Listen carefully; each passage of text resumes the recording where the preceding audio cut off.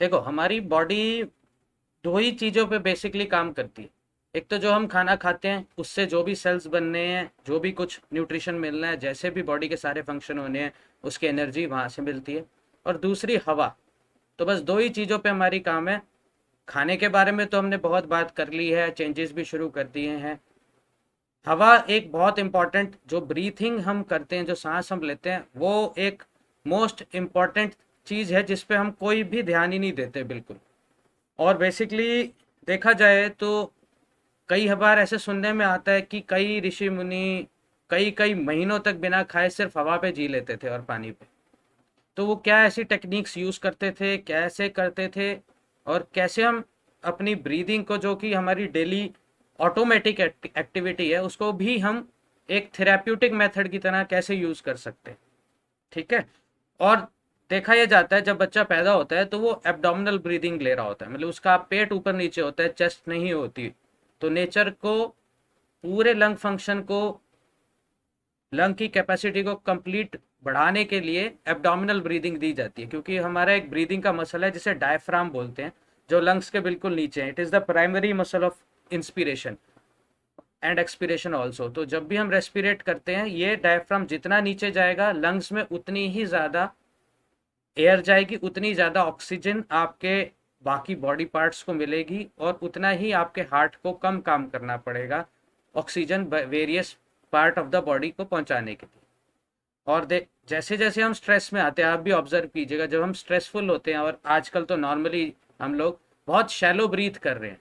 I think पूरे human evolution में अभी की generation is the most shallow breathing generation. हम शैलो रह रहे हैं और फास्ट सांस लेते हैं। और योगा में कहा जाता है, जितने ज़्यादा, ये भी कहते हैं ना, हमारे सांस लिमिटेड लिखे गए हैं। तो जितने ज़्यादा नंबर ऑफ सांस आप ले रहे हो, उतनी अपनी एज कम कर रहे हो। तो एक तो एब्डोमिनल ब्रीदिंग को हमेशा, जब भी आप माइंडफुली थोड़ा भी टाइम मिले, तो एब्डोमिनल ब्रीदिंग की आदत डालना शुरू करो, ताकि आपके सभी पार्ट्स को ऑक्सीजन मिले। और स्लो ब्रीदिंग की आदत डालो, ताकि नंबर ऑफ ब्रीथ्स हमें कम लेने पड़े एक पर्टिकुलर मिनट में। Normal human breathing rate is, adult breathing rate is 14 to 16 per minute. किसी तरह भी हम इसको स्लो डाउन कर देंगे तो हम अपने ब्रेन को हैक कर सकते हैं, और अपने स्ट्रेस से जो इफेक्ट हमारी बॉडी पे पड़ता है उसको भी हैक किया जा सकता है। तो ब्रेथवर्क है क्या एक्चुअली? जो भी ऑक्सीजन हम ले रहे हैं उसी पे हम जिंदा है। और वेरियस ब्रीदिंग टेक्निक्स को यूज करते हुए हम कैसे अब हैक करेंगे, उसके बारे में हम इसमें डिस्कस करते हैं।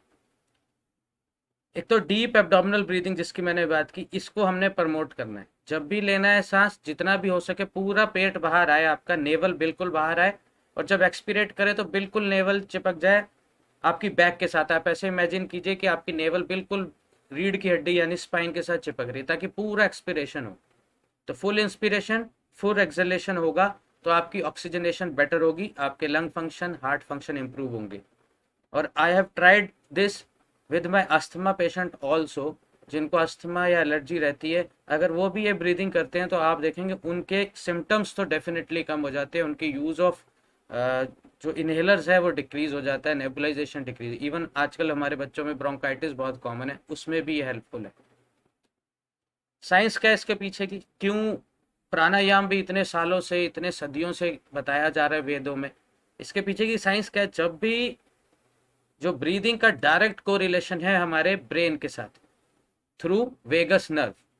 वेगस नर्व ब्रेन से हमारे वेरियस पूरी बॉडी के ऑर्गन्स को सप्लाई जाती है। और इसमें दो सिस्टम, हमारे ऑटोमेटिक सिस्टम में, ऑटोनॉमिक नर्वस सिस्टम के दो सिस्टम होते हैं, दो ब्रांचेज हैं। एक है सिंपैथेटिक ब्रांच, एक है parasympathetic branch. S for stress and S for sympathetic branch. जब भी हम स्ट्रेस में होते हैं, हमारा सिंपैथेटिक ब्रांच ट्रिगर ऑन हो जाता है। इसके पीछे कुछ हार्मोन्स है, किडनी सेक्रेट करती है adrenaline, norepinephrine, etcetera etcetera. Vagus nerve हमारे लंग के फंक्शन को, ब्रेथ रेट को बढ़ा देती है सिंपैथेटिक फंक्शन से। ऐसी हार्ट रेट को बढ़ा देती है, क्योंकि स्ट्रेस में हम लोग, जैसे फ्लाइट और फ्राइट रिस्पॉन्स जिसके हम पहले भी बात कर चुके हैं, मान लो हमें किसी खतरनाक चीज़ से, किसी खतरे से दूर जाना है, तो उस दूर जाने के लिए या भागने के लिए जो जो चीज़ें चाहिए बॉडी को, वो सिंपैथेटिक सिस्टम करता है। हमें हार्ट रेट फास्ट चाहिए, हमें लंग फंक्शन फास्ट चाहिए, तो हम शैलो ब्रीथ लेने लगते हैं।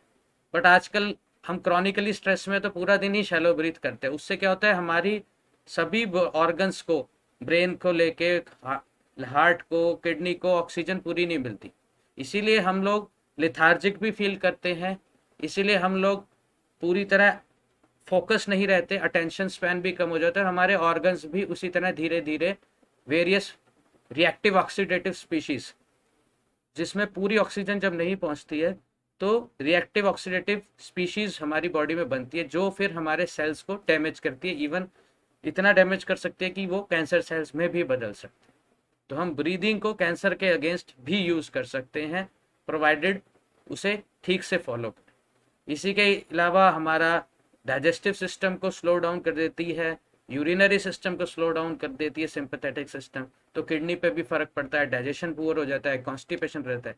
और इसी के ऑपोजिट अगर हम स्लो डीप ब्रीदिंग करते हैं तो हम वेगस नर्व के जानबूझ के पैरासिम्पैथेटिक सिस्टम को ऑन कर देते हैं। इससे हमारा BP, heart rate, lung rate, breathing rate, ये सब स्लो होता है, डाइजेशन इंप्रूव होती है, किडनी की फिल्ट्रेशन बेटर होती है, हम ज़्यादा फोकस रहते हैं। तो ये सब चीज़ों का हम पैरासिम्पैथेटिक स्विच ऑन करके कर सकते हैं। और जितना समय हम पैरासिम्पैथेटिक ब्रांच में रहेंगे उतना ही स्ट्रेस हमारी बॉडी को कम इफेक्ट करेगा, उतने ही हम बीमारियों से बचे रहेंगे। तो हमें अपने सिंपैथेटिक से पैरासिम्पैथेटिक सिस्टम को स्विच ऑन करना है, और इसमें हम वेगस नर्व को हैक करेंगे थ्रू ब्रीदिंग। बेनिफिट्स तो हमने बात करी ली, मेंटल डिसऑर्डर से लेके कैंसर से लेके इवन इम्यूनिटी को इम्प्रूव करने के पीछे बहुत सारे बेनिफिट्स हैं इसके। मतलब ब्रेथ वर्क के तो आप गिनती भी नहीं की जा सकती, हर बीमारी में इसका इम्प्लीकेशन है, और ये सबसे इग्नोर्ड एक्सरसाइज है। इसीलिए इतने सारे आजकल वेलनेस रिट्रीट्स हैं, सब में प्राणायाम को बहुत ज़्यादा तवज्जो दिया जाता है, बताया जाता है। जितने भी आप किसी भी होलिस्टिक साइंस में जाएंगे, ब्रेथ वर्क के बिना वो पूरी नहीं हो सकती। अब बात करेंगे कुंभक क्या होता है। देखिए, कोई भी एफर्ट आप कर रहे हो, कहीं पे भी आप दम लगा रहे हो, इवन आप जब एंटी ग्रेविटी एक्सरसाइज हमने आपको बताई या डंबल्स भी यूज कर रहे हो, तो आपको समझ आ रहा होगा। मान लो ये इमेजिन करो मैं यहाँ दम लगा रहा हूँ, तो मैं ये इनहेल करते हुए या एक्सहेल करते हुए नहीं लगा सकता। मुझे थोड़े टाइम के लिए जब भी मैं एफर्ट पुट इन कर रहा हूँ, मुझे अपने सांस को रोकना ही पड़ेगा। करके देखो आप, कहीं पे भी दम लगाओगे आप देखोगे सांस रुक जाएगा। तो नेचर का नियम है कि कहीं पे भी हमें, इवन इंटरनल ऑर्गन्स में भी, जब हम रिटेंशन करते हैं, सांस को रोकते हैं, तो ही हमारे एफर्ट्स लग पाते हैं। तो हमारे वेदों में ब्रीदिंग को डिवाइड किया गया 3 चरण में। एक है इनहेलेशन जिसको पूरक बोलते हैं, और एक है एक्सलेशन जिसको रेचक बोलते हैं। इसके बीच का जो रिटेंशन टाइम है इसको कुंभक बोलते हैं, और ये भगवत गीता में भी इसके बारे में मेंशन है। इस कुंभक की प्रक्रिया, इस रिटेंशन को हम अगर प्रैक्टिस करके बढ़ा पाए, इसका टाइम स्पैन बढ़ा पाए, तो आप कुंभक थेरेपी कहते हैं, हम कुंभक थेरेपी को यूज कर सकते हो वेरियस डिजीजेस के लिए। जितना आप रिटेंशन इसको कर पाओगे उतना ही आपके lung function, internal organs, heart के ऊपर कम दबाव पड़े। बट यहाँ एक थोड़ा सा ध्यान जरूर रखना है, जिनको पहले से ही हार्ट डिजीज है या ब्लॉकेज है, उनको ये ग्रेजुअली असेंड करना है, पहले प्रैक्टिस करते हुए। ठीक है, इसकी प्रैक्टिकल टेक्निक्स हम पहले भी डिस्कस कर चुके हैं, आप इसको प्रैक्टिस भी कर रहे हैं, मगर इसको मैं आज डिटेल में बात करते हैं। कुंभक थेरेपी को वैसे तो हमें और बढ़ाना चाहिए। जैसे मैं अब जब स्विमिंग करने जाता हूँ तो I try to hold my breath for at least 60 to 70 second तक मैं अब प्रैक्टिस करके करने लग गया हूँ। वाटर के अंदर ही मैं सांस रोक लेता हूँ, लेकिन ये एकदम से ऐसे नहीं करना है। आप पहले वाटर ब्रीदिंग पे ध्यान दें। जैसे मैंने ये नाम इसलिए दिए हैं, वाटर ब्रीदिंग का मतलब पानी आप सारा दिन पी सकते हो, उसका कोई टाइमिंग नहीं होता और उसका कोई नुकसान भी नहीं होता। तो वाटर ब्रीदिंग आप पूरे दिन जब भी समय मिले, इवन ट्रैफिक में, टीवी देखते हुए, जब मर्जी कर सकते हो।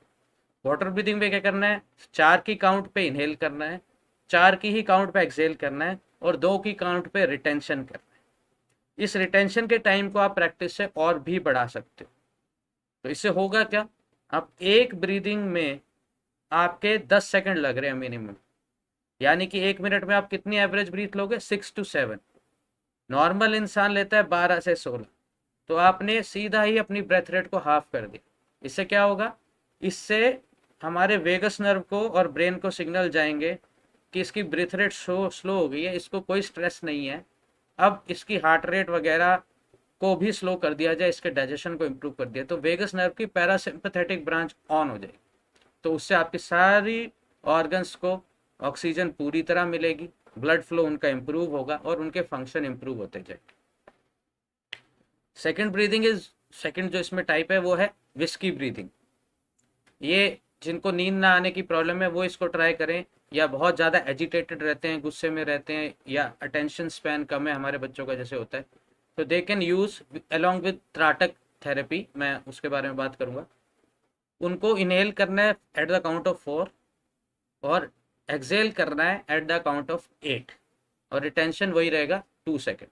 रिटेंशन ऑफ कोर्स आप बढ़ा सकते हो जैसे करके आप प्रैक्टिस करोगे। And then comes coffee breathing. इसको ज़्यादा प्रैक्टिस हर समय नहीं करना है, बट जब आपको एक्सरसाइज करनी है, जब आपको नींद आ रही है, आप चाह रहे हो एग्री, जैसे कॉफ़ी पीते हैं ना जब नींद आ रही होती है अपने आप को माइंड को एक्टिवेट करने के लिए, उस तरह से इसमें सिर्फ एक्सेल करते रहना है, इस तरह से इनहेल अपने आप हो जाएगा बॉडी, क्योंकि ऑटोमेटिकली जब ऑक्सीजन की नीड होगी इससे आपका हार्ट रेट इमीडिएट बढ़ जाता है जैसे हम एक्सरसाइज में करते हैं। जब आप ये प्रैक्टिस कर चुके हैं और एडवांस लेवल पे जा रहे हैं तो आप कुंभक थेरेपी को अब यूज करोगे। कुंभक में क्या करते हैं, कुंभक में हम पूरा डीप इनहेल करेंगे, 2 सेकंड किया फिर रिटेन किया, फिर 2 सेकंड किया फिर रिटेन किया, फिर 2 सेकंड किया फिर रिटेन किया, जब तक कि आप उससे ज्यादा इनहेल ना कर पाओ। यानी कि पार्ट्स में इनहेलेशन होगा ऐसे, और रिटेन करते जाओगे बीच में, एक टाइम के बाद आपसे और सांस अंदर नहीं लिया जाएगा, इसका मतलब अब लंग्स आपके कंप्लीटली फुल अप हो गए। देन यू स्टार्ट रिटेन, जितना आप रिटेन करो, and then you start exhalation. Exhalation में भी सेम पार्ट्स में एक्सेल करना है स्लोली। कोशिश ये करिए कि एक्सेलेशन टाइम ज़्यादा हो आपके इनहेलेशन से, तो स्लो इस तरह से सांस लेना है, इनहेल, और फिर दो रोक के एक्सेल करना है पार्ट्स में। इसी को आप दूसरे फॉर्म में भी कर सकते हो कि एक ही साथ पूरा सांस इनहेल कर लो, abdominal breathing, and then to you hold for long जितना आपसे रुके, और उसके बाद टू एक्सेल अगेन स्लोली। ये कुंभक थेरेपी प्रैक्टिस करते करते आप 5 सेकंड, 10 सेकंड, 15 सेकंड तक इसको रिटेन को बढ़ाइए। जैसे जैसे ये बढ़ती जाएगी आप देखोगे कि कई सारे ऑर्गन्स में और आपके वैसे भी इन जनरल आपकी हेल्थ में सुधार होता जाएगा, आपकी एक्टिविटी, मेंटल क्लैरिटी, कामनेस सब बढ़ती जाएगी। इसके साथ अब ब्रीदिंग तो हम टेक्निक यूज कर ही रहे हैं, इसके साथ हमें अब विजुअलाइजेशन को भी यूज करना है जो हमने बात की है। वैसे ये दो अलग अलग टॉपिक है, मगर क्योंकि हम चाहते हैं कि हम आपके 3 महीने के अंदर पूरा करिकुलम कवर कर दे ताकि हम आपको जितनी नॉलेज हो सके, तो मैं कंबाइन करूंगा आप बहुत सारे टॉपिक्स में अगले सेशंस। विजुअलाइजेशन, इसको योग निद्रा भी बोलते हैं या फिर गोल्डन बॉल मेडिटेशन का नाम यूज किया है। मेरी मदर ने 1 साल तक ये प्रैक्टिस की थी एक योग संस्थान के साथ जाके, और उनके कुछ गिल्टियाँ हो गई थी बॉडी में, लाइपोमास हम कहते हैं। तो उन्होंने ये इमेजिनेशन की, योग निद्रा में क्या करते हैं, शवासन में लिटा के आपको एक ऑडियो दिया जाता है उनके द्वारा, वो बोलते रहते हैं, आप उसको प्रैक्टिस करते हो। बेसिकली करना क्या होता है, you imagine that a golden ball with a light, radiating light, वो मूव आउट कर रही है आपकी throughout all your body part, and then you focus to your diseased part, जहाँ पे आपका ट्यूमर है, जहाँ पे आपको पता है ये ऑर्गन मेरी खराब है, या मेरे को थायराइड है तो मैं थायराइड ग्लैंड पे ज़्यादा फोकस करूँगा। तो you imagine that golden ball is moving to that organ and radiating light. इससे क्या होता है कि वो ऑर्गन इम्प्रूव होने लगता है। ये सुनने में अजीब लग रहा है, बट ये फैक्ट है और ये होता है सही में, और इसी को क्रिएटिव विजुअलाइजेशन का नाम दिया गया है। और ये बहुत पुरानी हिंदू प्रैक्टिस है, कोई नई चीज़ नहीं है। इसी को हम लोगों ने मेडिटेशन या ध्यान की प्रक्रिया भी बोली है। और इसी के बेसिस पे वॉशिंगटन यूनिवर्सिटी ने एक वीडियो गेम डेवलप की है, और उनका, क्योंकि सब लोग तो इतनी प्रैक्टिस नहीं कर सकते ना बच्चे लोग, बट हम जब बच्चे जब वीडियो गेम खेलते देखा आप कितने फोकस हो जाते हैं, उनका ध्यान सिर्फ वीडियो गेम में ही होता है। तो they have designed A game, उसमें क्या करते हैं, आप अपने बॉडी में जो प्रोटीन्स बनते हैं जो बेसिकली इंडिकेट करते हैं कि कौन से सेल्स को क्या काम करना है, उसके स्ट्रक्चर को डिज़ाइन करने की गेम है। तो उन्होंने क्या पाया कि जैसे जैसे हम खेलते हैं वो गेम, उसका नाम फोल्डिट है, वैसे वैसे वो प्रोटीन्स हम चेंज कर सकते हैं।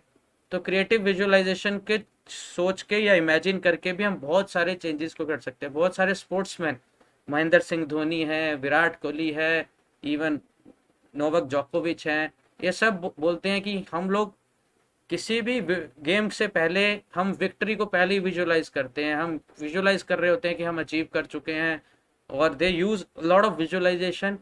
ये बहुत सारे स्पोर्ट्समैन आपके इंटरव्यूज में बोलते हैं। तो अगर वो लोग इतना अचीव कर सकते हैं तो हम क्यों विजुअलाइजेशन को यूज करके अपनी बीमारियां, अपनी ऑर्गन्स को ठीक नहीं कर सकते? अगर बॉडी में आपके कोई प्रॉब्लम नहीं है, आप सिर्फ इम्प्रूवमेंट की तरफ हैं, हम सब जो है ना किसी इमोशनल फैक्टर की वजह से फंसे रहते हैं, कहीं ना कहीं हम स्ट्रेस प्रोड्यूस करते रहते हैं। और वैसे भी ऑर्गन वाइज भी अगर देखें तो यहाँ पे जो थर्ड आई चक्र लिखा है, अजना चक्र एंड द हार्ट चक्र, जहाँ ये ग्रीन कलर है, ये दो चक्कर में हमारे दो ऑर्गन्स हैं, दो ग्लैंड्स हैं जो बहुत इंपॉर्टेंट है हमारी वेल बीइंग के लिए। एक है थर्ड आई चक्र जिसको कहते हैं, ये हमारा पीनियल ग्लैंड है, और हार्ट चक्कर पे हमारा है थाइमस ग्लैंड। पीनियल ग्लैंड और थाइमस ग्लैंड दोनों ही हमारी इम्यूनिटी के, मतलब इन दोनों के बिना हमारी इम्यूनिटी नहीं हो सकती।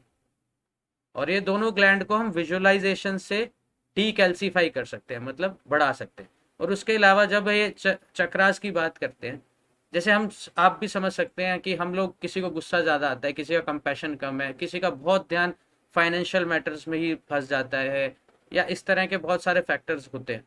तो हम इमेजिन इसी गोल्डन बॉल को इन चक्रों के थ्रू मूव करते हुए ये इमेजिन कर सकते हैं कि ये इस कलर की लाइट रेडिएट करें। से आप हार्ट चक्कर पे आते हैं, जैसे मैं थाइमस की बात कर रहा हूँ, तो हार्ट चक्कर पे आपकी बॉल को राइज करते हुए इमेजिनेशन में आपने देखना है कि वो गोल्डन बॉल ही अब ग्रीन लाइट रेडिएट करने लग गई है, जैसे वो चक्र एक्टिवेट हो रहा है। तो ऐसे करते करते आप, हम सबके कुछ ना कुछ स्ट्रेसफुल फैक्टर्स है, आप सबको पता है ये, और उसके कॉजेज भी पता है हमें। कोई चाहता है हमारी नॉलेज बढ़े, कॉन्शियसनेस बढ़े, हम अच्छे से मेमोराइज कर पाए, डिसीजन ले पाए, तो उसके लिए हमारा क्राउन चक्र इम्पॉर्टेंट है। इसी तरह से हम चाहते हैं हमारी स्ट्रेंथ बढ़े, हम चीज़ों को जो है ज़्यादा अच्छे से डिसीजन भी लें और सह पाएँ, जब कोई स्ट्रेस आए तो हम काम रह के उसको डील करें, इसके लिए हमारी सोलर प्लेक्सिस काम करती है। सेक्सुअल एक्टिविटी के लिए हमारा जो है सैक्रल चक्र काम करता है। तो इस तरह से हम चक्रास को यूज़ कर सकते हैं एक्टिवेट करते हुए, same golden ball visualization meditation use करके। त्राटक क्रिया ये मैं बच्चों को बहुत एडवाइस करता हूँ, करते नहीं है बच्चे वैसे, लेकिन अगर करें तो उनकी डेफिनेटली मेमोराइजेशन और थिंकिंग पावर और एबिलिटी बढ़ेगी, हम सब भी कर सकते हैं। तो विजुअलाइजेशन का एक ईजी तरीका ये है कि स्टार्टिंग के लिए आप एक अंधेरे कमरे में आप मोमबत्ती जला दीजिए, और आपका पूरा फोकस आप उसी पे ध्यान दें, और देन उसके साथ साथ आप जो ब्रीदिंग कर रहे हैं इनहेल, और उस पर ध्यान दें। तो यू विल सी कि कैसे आप धीरे धीरे अपने पीनियल ग्लैंड को डीकैल्सीफाई कर सकते हो। पीनियल ग्लैंड की बात इसलिए कर रहा हूँ मैं, पीनियल ग्लैंड एक बहुत इंपॉर्टेंट एंटीऑक्सीडेंट केमिकल छोड़ता है जिसको मेलाटोनिन कहते हैं। Melatonin is the most potent anti cancer hormone. इसी से फिर कन्वर्ट होकर ग्लूटाथायन एक्टिवेट होता है, और ये जितनी भी हमारी बॉडी में ट्यूमर सेल्स या रिएक्टिव ऑक्सीडेटिव स्पीशीज या ऑक्सीडेटिव स्ट्रेस होता है, उसको ये न्यूट्रलाइज कर देता है, यानी कि बहुत पोटेंट एंटीऑक्सीडेंट है ये। और जब हम रात को अंधेरे कमरे में सोते हैं या फिर धूप में इंफ्रारेड रेज में जाते हैं, तो pineal gland naturally melatonin secrete करता है। इसीलिए आजकल मेलाटोनिन के कैप्सूल्स आ गए, जिनको नींद नहीं आती उनके लिए, बहुत कॉस्टली हैं, इनइफेक्टिव हैं, काम नहीं करते वो, क्योंकि जो नेचुरल मेलाटोनिन निकलना है वो इससे निकलता है। और इसी मेलाटोनिन को हम क्रिएटिव विजुअलाइजेशन या गोल्डन बॉल मेडिटेशन यूज करके जो है इस पीनियल ग्लैंड को एक्टिवेट कर सकते हैं। तो जिनको नींद नहीं आती है या और प्रॉब्लम्स है स्ट्रेस की, दे कैन यूज दिस। ये मेलाटोनिन की जो मैं बात कर रहा हूँ, मेलाटोनिन जो है पहले क्यों एंटीऑक्सीडेंट काम करता है, जैसे हमें लिखा है नॉकटर्नल प्रोडक्शन और इंफ्रारेड, तो मेलाटोनिन सेक्रेट हो गया। मेलाटोनिन से एक तो हमारा मूड लिफ्ट रहता है, हम खुश रहते हैं, डिसीजन अच्छे लेते हैं। दूसरा ये मोस्ट इंपॉर्टेंट एंटीऑक्सीडेंट है। तीसरा ये थाइमस ग्लैंड को थाइमस ग्लैंड टी सेल्स हम बोलते हैं ना, टी टी सेल्स जो हमारे बॉडी में डब्ल्यूबीसी के एक स्पेसिफिक टाइप है टी सेल्स, जिनका मेन काम है फैगोसाइटोसिस, जो जाके हमारे सारे कीटाणुओं को जो बॉडी में एंटर करते हैं इंक्लूडिंग कोविड वायरस, उसको जाके मार देता है, खा जाता है, टाइफॉइड कोविड सभी। और ट्यूमर सेल्स को भी यही न्यूट्रलाइज करते हैं टी सेल्स। ये टी सेल्स, टी शब्द थाइमस से आया है, तो ये थाइमस ग्लैंड से डिराइव्ड ये सेल्स होते हैं। तो मेलाटोन इस तरह से ट्यूमर सेल्स को न्यूट्रलाइज करता है, या इस तरह से एंटीऑक्सीडेंट, क्योंकि वो पीनियल और थाइमस ग्लैंड का एक्सिस जुड़ जाता है। पीनियल ग्लैंड कहाँ है? थर्ड आई चक्रा में, अजना चक्रा में। और ये थाइमस कहाँ है? बिल्कुल हमारे स्टर्नम के पीछे, चेस्ट के बीचों बीच, जहाँ पे थाइमस ग्लैंड होता है। जैसे जैसे हमारी ये रिसर्च पेपर्स हैं जो मैं बात कर रहा हूँ, ताकि आपको ये इमेजिनेशन की बात थोड़ा समझ नहीं आ रही होगी, तो उस वजह से जैसे जितने भी एजिंग की हमारे रिसर्चेज हुई हैं, सब में ये देखा गया है कि पीनियल और थाइमस ग्लैंड जल्दी कैल्सीफाई हो जाते हैं। और जिनके ट्यूमर्स भी आए हैं उनको भी यही देखा है कि वो क्लासिक कैसे डी और कैसे डीकैल्सीफाई करना है इन ग्लैंड्स को, मेलाटोनिन यूज करके। से melatonin, it helps from sleep promotion to Ebola virus. देखिए उन्होंने कितने सारे इंप्लीकेशन इसके दिए। अगेन न्यूरो प्रोटेक्टिव इफेक्ट, हमारे ब्रेन को अल्जाइमर और बाकी डिजीज से बचाता है। ये ग्लैंड का एक्सिस है जिसकी मैं बात कर रहा हूँ। जैसे जैसे हम बचपन से बुढ़ापे की तरफ चलते हैं, देखिए, तो ये थाइमस और पीनियल ग्लैंड का आपस में ये एक्सिस है, इसको टीजी पीजी एक्सिस का नाम दिया है, thymus gland and pineal gland. ये हमारी ह्यूमोरल यानी कि immunity, immune cells, tumour cells को डीकेल्स मतलब न्यूट्रलाइज करना, इन सब में इसका कारण है मेलाटोनिन के थ्रू। तो हमें मेलाटोनिन को हैक करना है एक तरह से, अपनी technique of golden ball meditation या सिंपल मेडिटेशन को यूज करके। जैसे जैसे एज होती है, हमारा थाइमस और पीनियल दोनों एनवल्यूट होने लगता है, यानी इसमें इनका साइज डिक्रीज होने लगता है, ये श्रिंक करने लगते हैं और कैल्सीफाई करने लगते हैं। जितने टाइम हम इनको डीकैल्सीफाई रख सकते हैं, उतने ही हमारी एजिंग, या अगर हम एज के हिसाब से बढ़ भी जाए, हमारे बाल सफ़ेद भी हो जाएं, उसके बाद भी हमारी बॉडी एक यंग इम्यून सिस्टम को यूज़ करते हुए आप अपनी एजिंग को भी थोड़ा स्लो डाउन या रिवर्स तक भी कर सकते हैं, डिपेंडिंग ऑन कितनी हम प्रैक्टिस करें। कुछ लोग देखा है जो बहुत एक्सरसाइज करते हैं या इस तरह की टेक्निक्स, वो बड़ी लेट उम्र तक भी भागते रहते हैं, दौड़ते रहते हैं, एक्सरसाइज करते रहते हैं। तो ये दो ग्लैंड्स का मेजर रोल है, जो हम यूजुअली बात नहीं करते आम भाषा में, और ना इनके लिए कोई हम टेस्ट कराते हैं, ना इनको, ना टेस्ट हैं इनके, ना हम इन टेक्निक्स को यूज़ करते हैं इनको ठीक करने के। इनका रेट बहुत फास्ट है इन्वोल्यूशन का, बहुत जल्दी ये कैल्सीफाई और वो हो जाते हैं। तो इसीलिए हम गोल्डन बॉल मेडिटेशन को यूज़ करके, जो है ब्रीदिंग की टेक्निक्स को यूज़ करके, we should always focus on these two specific chakras.